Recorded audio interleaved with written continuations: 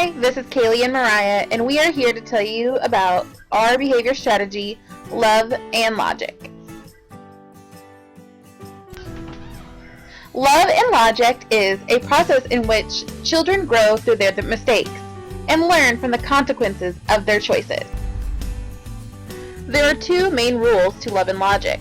The first is adults set firm limits in loving ways, without anger, lecture, threats, or repeated warnings. Next, when children misbehave and cause problems, adults hand these problems back in loving ways. The four processes of Love and Logic are shared control, shared thinking and decision-making, equal shares of consequence with empathy, and maintaining the child's self-concept. More information on these areas can be found on your handouts. The 5 steps to guiding children to solve their own problems are empathy, sending a power message, offer choices, have child state the consequence, give permission for the child to either solve the problem or not solve the problem, no matter how scary that sounds.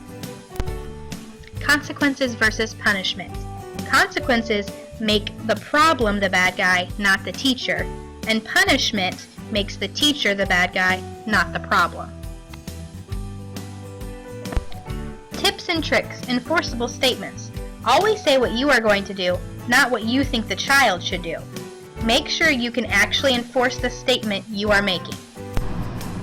Delay the consequences. Delaying the consequences gives you time to think and allows you the chance to get ideas. Give choices. Only give choices you can be incredibly happy about. Kids need to believe that your life will go on and you'll be happy no matter which choice they make. Never give a choice after they have argued with your original decision. This shows the child that they can manipulate you. Love and Logic one-liner. Don't be afraid to be a broken record. Use one-liners when an explanation is either not necessary or it will only cause an argument. I care about you too much to argue. Could be. Aren't you glad I don't believe that? Hope you get over that feeling. How it helps educators. It provides underachievers hope and willingness when the going gets tough.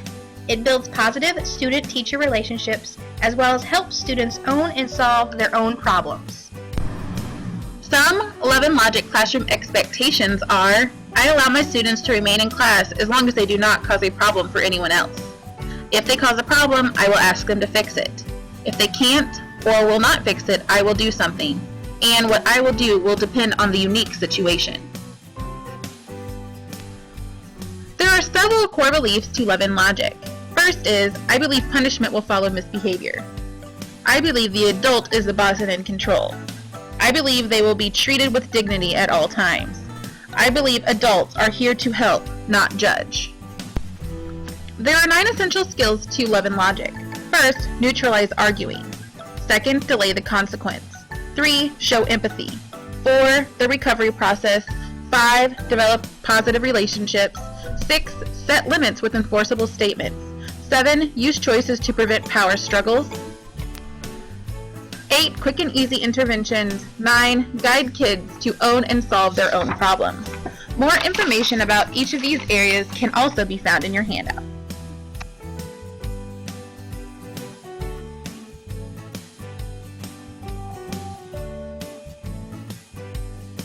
Tips to make Love and Logic work for you. Kids need to feel they have an investment in something in order to take it seriously. Remember to pick your battles wisely. Not many things are worth fighting over. Never argue with your kids. You won't win. Preserve the relationship at all costs. Make the problem the behavior, not the child. There are some downsides to having Love and Logic in the classroom. It fails to prevent behavior problems. It does not teach appropriate replacement behaviors. It can contribute to student withdrawal and aggression. Educator needs to be consistent and fully on board. And it's also hard to show empathy for frequent flyers. Now is the time to ask us if you have any questions about Love and Logic.